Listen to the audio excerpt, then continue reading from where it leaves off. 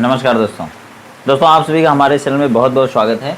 जैसा कि दोस्तों आप देख रहे हैं, हम लोग पढ़ रहे हैं कक्षा 12 की केमिस्ट्री और उसमें चल रहा है चैप्टर नंबर 3 जिसका नाम है वैद्युत रसायन यानी कि इलेक्ट्रोकेमिस्ट्री। दोस्तों बता दें कि इसके पहले 2 वीडियो इस लेसन की गई हुई है जिसमें लगभग सेल से संबंधित सारी चीज़ें कन्फर्म की गई हैं, ठीक है। और बता दें कि आज हम लोग इस वीडियो में देखने वाले हैं एक गैल्वेनिक सेल क्या होता है, ठीक है। यानी कि आप कह सकते हैं डेनियल सेल या गैल्वेनिक सेल या इसी को कहते हैं वोल्टिक सेल, ठीक है। और इसमें एक साल्ट ब्रिज हम लोग प्रयोग करेंगे, 2 अर्ध सेल बनाएंगे और दोनों अर्ध सेलों को आपस में ज्वाइंट करेंगे एक साल्ट ब्रिज की सहायता से, लवण सेतु जिसको कहते हैं। और जब 2 अर्ध सेलों को लवण ब्रिज की सहायता से जोड़कर एक कंप्लीट सेल बनाएंगे तब उससे क्या फ़ायदा होगा कि हम लोग उसमें देख सकते हैं कि कौन सी रिएक्शन होगी, कहाँ पर एनोड काम करेगा, कहाँ पर कैथोड काम करेगा, किस सेल में ऑक्सीकरण अभिक्रिया होगी, किस सेल में अपचयन अभिक्रिया होगी, और फिर अभिक्रिया होने के बाद उस अभिक्रिया को हम किस तरीके से प्रदर्शित कर सकते हैं या दिखा सकते हैं, और उसके बाद किस तरह से उसको नोट कर सकते हैं। और उसके बाद हम लोग उस सेल में होने वाला जो उत्पन्न होने वाला जो इलेक्ट्रॉन विभव रहेगा वो कितना आएगा उसको कैलकुलेट करना सीखेंगे। तो आइए शुरू करते हैं अपने इस टॉपिक को। देखिए, गैल्वेनिक सेल एक तरह का पूर्ण सेल होता है, ऐसा सेल होता है जो रासायनिक ऊर्जा को वैद्युत ऊर्जा में बदलता है।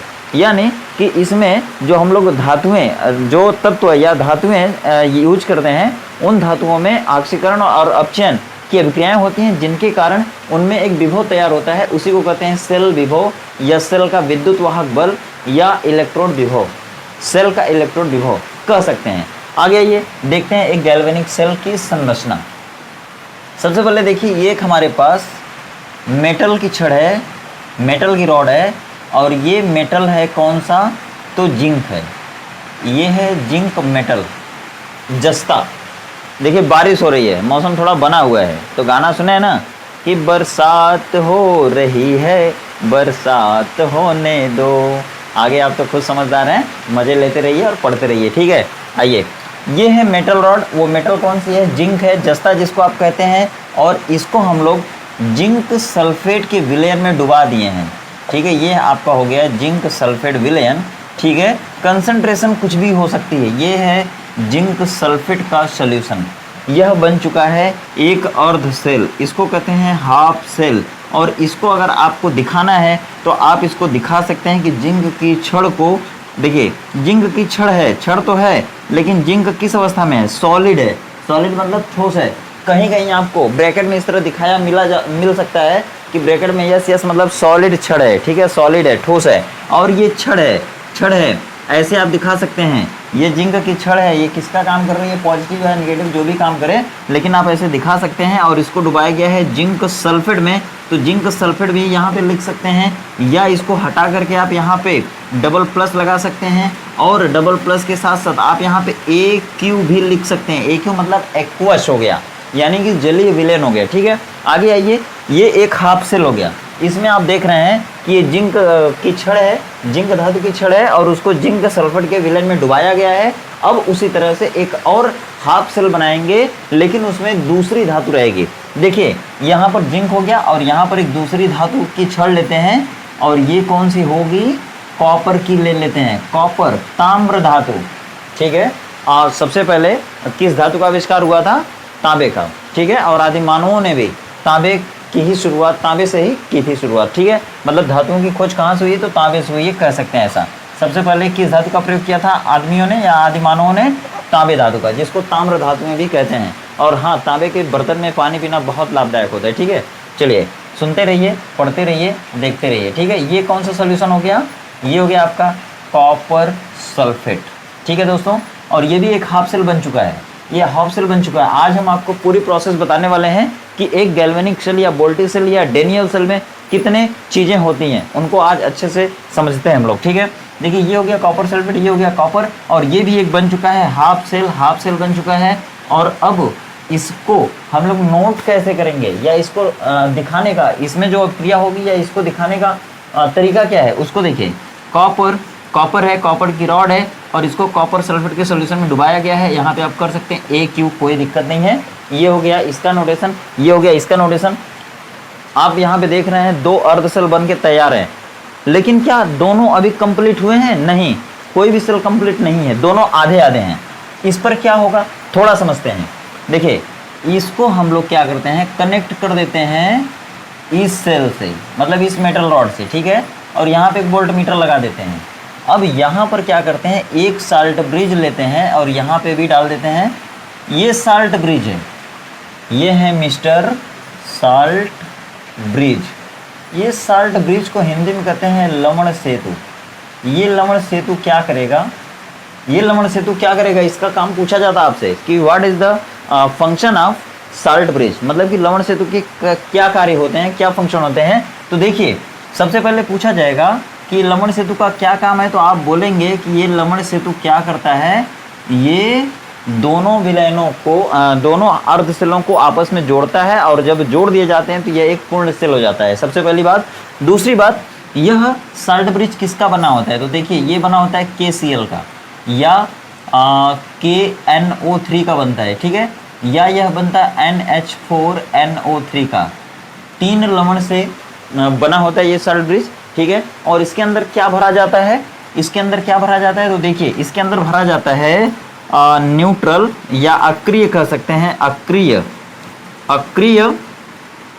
वैद्युत अपघट्य भरा जाता है, अक्रिय वैद्युत अपघट्य भरा जाता है। किसके अंदर भैया, साल्ट ब्रिज के अंदर। क्यों भरा जाता है, यह क्या होता है, अक्रिय वैद्युत अपघट्य क्या होता है, यह अक्रिय वैद्युत अपघट्य ऐसा वैद्युत अपघट्य होता है जो न तो इस रासायनिक पदार्थ से, चाहे धातु से, चाहे धातु के विलयन से, और न ही इस धातु की छड़ और धातु के विलयन से अभिक्रिया करता है। मतलब यह अक्रिय जो वैद्युत अपघट्य होता है, ये इसके अंदर इसलिए भरा जाता है कि कोई भी न इसमें की पदार्थ उससे रासायनिक अभिक्रिया कर सके, न उसमें का इससे कर सके, और न ही इसके अंदर के मटेरियल इसके अंदर साल्ट ब्रिज के अंदर के मटेरियल से क्रिया कर सके, इसलिए अक्रिय वातावरण वहाँ पे बना के रखा जाता है, ठीक है। अब दूसरी बात है कि ये जो यू आकार की नली है ना, यही यू आकार की नली क्या कहलाती है, साल्ट ब्रिज कहलाती है। मैं थोड़ा सा इसको घेर देता हूँ ऐसे, ठीक है। अब देखिए थोड़ी सी मोटी दिख रही होगी, सही से आपको समझ में आ रहा होगा, ठीक है। ये देखिए अब कहा जाए कि इसके मुंह पर यहाँ पर क्या रखते हैं, तो इसके मुंह पर कॉटन लगा देते हैं या ऊल या ऊन लगा देते हैं, ठीक है, ऊल भर देते हैं, ठीक है, मुंह पर। और अगार अगार और जिलेटिन भी भरते हैं। क्या भरते हैं, अगार अगार और जिलेटिन भी भर देते हैं, ठीक है। ध्यान से समझ लीजिए सारी चीज़ों को। या जिलेटिन भी भर देते हैं। जिलेटिन आप जानते हैं गोंद जैसा होता है, और ये एक कोलाइडी पदार्थ होता है। कोलाइडी मतलब होता है कि जिन पदार्थों के जेली विलयन चर्म पत्र झिल्ली या पर्चमेंट पेपर से न पास हो, न गुजरे, न छने, ऐसे पदार्थों को कहते हैं कोलाइडी पदार्थ या कोलाइड्स, ठीक है। अब आप यहाँ पे देख पा रहे होंगे, ये आधा सेल था, ये आधा सेल था, दोनों को आपस में कनेक्ट कर देते हैं वोल्ट मीटर से। यहाँ पे वोल्ट मीटर हो गया, और इसको लवण सेतु से भी जोड़ देते हैं। लवण सेतु के बारे में भी आप सारी चीज़ें जान गए। लवण सेतु के क्या कार्य होते हैं, तो लवण सेतु का कार्य होता है इन दोनों को बैलेंस बनाए रखता है, इन दोनों अर्धसेलों में आयनों को बैलेंस करता है, इन दोनों अर्धसेलों को आपस में रासायनिक अपक्रिया नहीं करने देता है, ठीक है। चलिए, और इन दोनों अर्धसेलों के बीच में अक्रिय वातावरण बनाकर रखता है। ना तो इसमें का कोई रासायनिक पदार्थ इसमें अपक्रिया कर पाता है, ना तो इसमें का कोई रासायनिक पदार्थ इसमें अपक्रिया कर पाता है। ये सारी चीजें हैं। और लवण सेतु किसका बना होता है, तो यहाँ पे आप देख रहे होंगे, ठीक है, ये दोनों अर्धसेल बन गए। अब इन दोनों अर्धसेलों में आप देखेंगे कहाँ पर एनोड है, कहाँ पर कैथोड है, कहाँ पर ऑक्सीकरण अपक्रिया हो रही है, कहाँ पर अपचयन अपक्रिया हो रही है, ठीक है। तो आइए वो देखते हैं। ये अभी आपका डेनियल सेल बन चुका है, इसी को कहते हैं गैल्वेनिक या बोल्टीय सेल, गैल्वेनिक या बोल्टीय सेल। और यह सेल, यही सेल, यह जो सेल बना है, ये एक तरह का डेनियल सेल है जो कि गैल्वेनिक या बोल्टिक सेल में आता है। इसको हम कह सकते हैं या डेनियल सेल, ठीक है, डेनियल सेल, या इसी को हम कह सकते हैं पूर्ण सेल। पूर्ण सेल क्यों कह सकते हैं, क्योंकि अब इस सेल का आप विभव ज्ञात कर सकते हैं, ठीक है।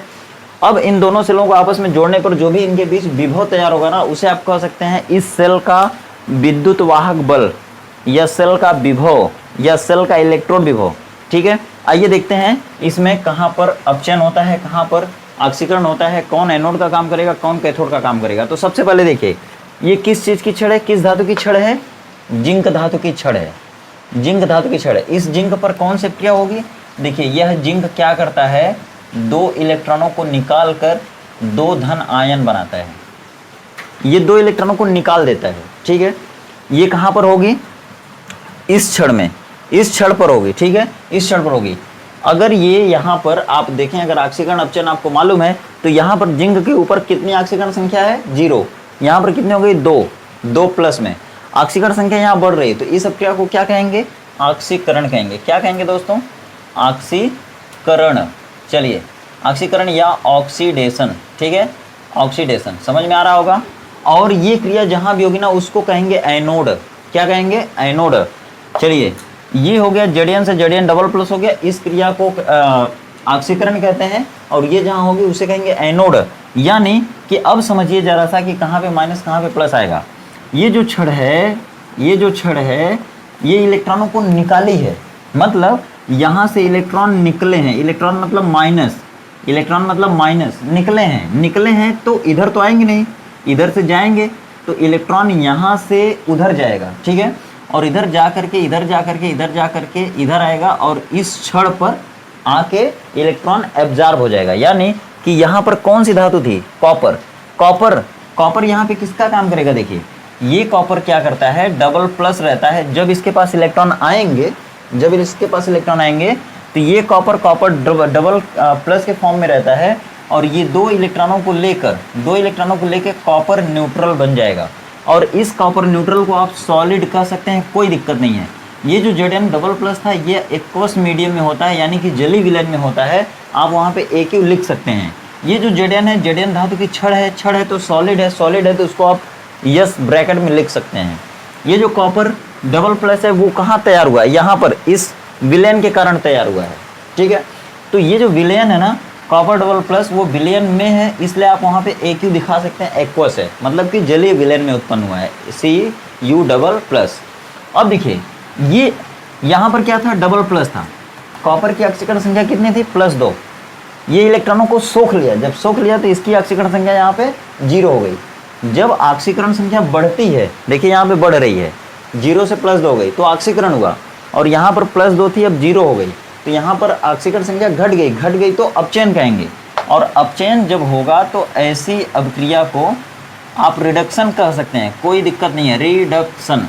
अब देखिए रिडक्शन जहाँ हुआ उसको कैथोड कहिए, ठीक है, और जहाँ ऑक्सीडेशन हुआ उसको एनोड कहिए, ठीक है। अब देखिए यहाँ पर एनोड भी हो गया, पता चल गया। अब देखिए यहाँ पे एनोड किसका काम करेगा, ये एनोड हो गया, ठीक है, ये किसका काम करेगा, एनोड का। चलिए ये किसका काम किया, कैथोड का। अब आपको समझ में आ गया होगा कि कौन एनोड कौन कैथोड होगा, कहाँ एनोड कहाँ कैथोड होगा, ठीक है। अब देखिए इन दोनों को समीकरण मान लीजिए, समीकरण नंबर 1, समीकरण नंबर 2, दोनों को जोड़ दीजिए। जब दोनों को जोड़ेंगे तो 2 इलेक्ट्रॉन उधर है, 2 इलेक्ट्रॉन इधर है, दोनों कट जाएगा। तो अब इनको जोड़ दीजिए, Zn यस है, मतलब जिंक धातु की छड़ है, सॉलिड है, ठीक है। अब देखिए इधर तीर है, छोड़ दीजिए, इधर का देखिए, इधर तीर है, इनके पहले का जुड़ेगा इधर, तो Zn yes plus Cu double plus, यानी कि Cu डबल प्लस AQ, यानी कि जली विलयन में बनेगा, ठीक है। 2 इलेक्ट्रॉन कट गया, इधर का नोट हो गया, इधर का नोट हो गया, जोड़ लिए सबको, तीर है, तीर लगा दीजिए यहाँ पे। अब तीर के आगे ऊपर वाले में देखिए क्या है, Zn double plus AQ aqueous medium में है, ठीक है। यहाँ का लिखा गया, ये कट गया है, अब ये जुड़ेगा, प्लस हो जाएगा ये Cu यस। ये आपका हो गया सेल समीकरण, यानी कि सेल में होने वाली अभिक्रिया, दिए गए इस गैल्वेनिक सेल में जो अभिक्रिया हो रही है ना उसी को ये बता रहा है। इस रिएक्शन को इस तरह भी लिख सकता है या फिर दूसरे तरीके से लिख सकता है। क्या लिख सकता है, देखिए जरा सा, Zn बदल रहा है, देखिए Zn ऐसे लिख सकते हैं इसको, Zn yes plus Cu double plus AQ, और यहाँ पर ऐसे भी कर सकता है, कोई दिक्कत नहीं है, Zn double plus AQ aqueous medium plus CuS, इस तरह भी लिख सकता है और इस तरह भी कर सकता है। जैसे देखिए ये Zn बदल रहा है किसमें, Zn डबल प्लस में, और ये Cu बदल सकता है इसमें। तो देखिए हम इस तरह भी लिख सकते हैं, या करके, ठीक है, Zn यस, और फिर ऐसे तीर लगा के Zn यस, ये वाला हो गया, Zn किस में बदल रहा है, इसमें, Zn डबल प्लस में। तो लिख सकते हैं Zn डबल प्लस AQ, ठीक है। देखिए जिंक धातु की छड़ है, जिंक धातु की छड़, इसको छड़ मान लीजिए, जिंक धातु की छड़ है, उसको जिंक सल्फेट में मिलाया गया है, मतलब डाला गया है, डुबोया गया है, और ये लवण सेतु है, ठीक है, डबल लाइन खींच देंगे तो ये साल्ट ब्रिज को डिनोट करेगा। ठीक है, ये साल्ट ब्रिज हो गया आपका। और फिर जेडीएन जेडएन डबल प्लस में बदला और फिर Cu डबल प्लस Cu में बदलेगा, यानी कि Cu डबल प्लस इसको एक्वस मीडियम में लिख सकते हैं। और फिर ये Cu डबल प्लस है, ये बदल रहा है किसमें, CuS में। तो ये भी एक तरीका है पूरी सेल में जो अभिक्रिया हो रही है उसको दिखाने का। ठीक है, तो आपसे बोर्ड एग्जाम में या आपके किताब में इसी तरह से बार बार लिखा रहेगा। ठीक है, इस तरह से बार बार लिखा रहेगा। अब जब इस तरह लिखा रहेगा तब आपको समझना है कि उसमें से एनोड कौन है, कैथोड कौन है, एनोड पर उत्पन्न विभव कितना है, कैथोड पर उत्पन्न विभव कितना है।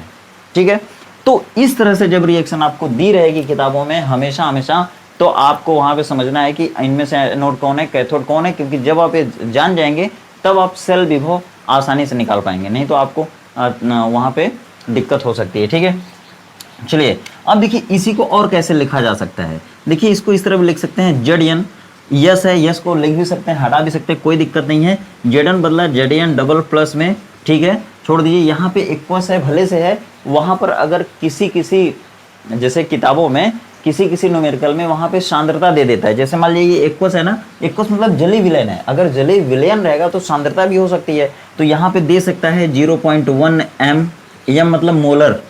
ठीक है, मोलर मतलब मोल प्रति लीटर में सांद्रता।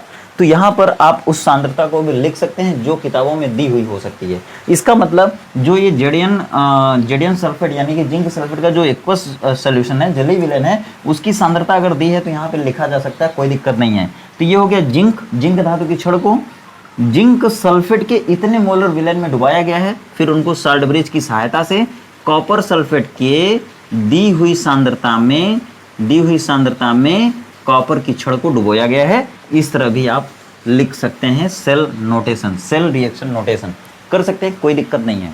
लेकिन अगर आपको इतनी बातें समझ में आ गई तो अब हम लोग सेल का विभव निकालने वाले हैं। सेल के द्वारा जो इलेक्ट्रॉन विभव तैयार होता है या जो उत्पन्न होता है उसको आप कैसे कैलकुलेट करेंगे, चलेंगे उसकी तरफ।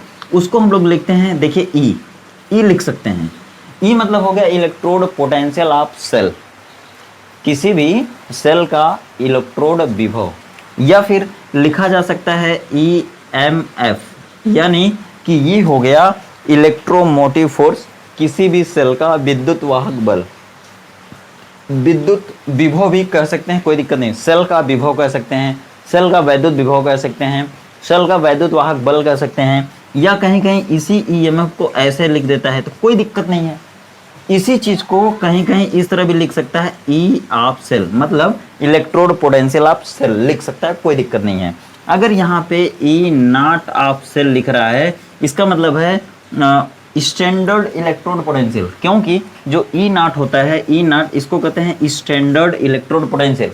आपको बता चुका हूं मैं कि स्टैंडर्ड इलेक्ट्रोड पोटेंशियल कब होता है, जब किसी मेटल की राड को यानी कि धातु की छड़ को उसी धातु के 1 मोलर जली विलयन में 25 डिग्री सेंटीग्रेड तापमान पर और 1 वायुमंडलीय दाब पर डुबोया जाता है, तो धातु की छड़ और विलयन के बीच उत्पन्न विभव को कहते हैं मानक इलेक्ट्रोड विभव।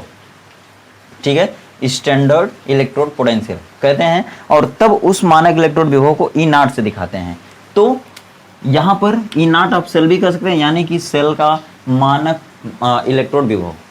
ठीक है, इस तरह से। तो इतनी चीज़ों को आपको कैलकुलेट करने के लिए बोलेगा किताबों में। अब क्या करेगा, किसी भी न्यूमेरिकल को देगा, न्यूमेरिकल में बताएगा कि एक सेल में इस तरह की प्रक्रिया हो रही है या इस तरह की प्रक्रिया हो रही है, इस तरह का सेल है, ये सेल का नोटेशन है। मतलब अगर आप इतना बना दिए तो आपको इतना बनाने की जरूरत नहीं है। देखिए हम जिंक लगाए हैं, जिंक को जिंक सल्फेट में डाले हैं, कॉपर को कॉपर सल्फेट में डाल के बनाए हुए हैं सेल। लेकिन आपको ये चीज़ें बदल सकती हैं, अलग अलग न्यूमेरिकल में ये चीज़ें बदलेंगी। आप किसी भी तरीके से सेल बना सकते हैं। यहाँ पर आप कोई भी धातु ले सकते हैं। ठीक है, आगे मैं आपको वैद्युत रासायनिक श्रेणी बताऊंगा, उसमें वो सभी धातुओं को लिखा जाएगा जिन जिन धातुओं का सेल बन सकता है।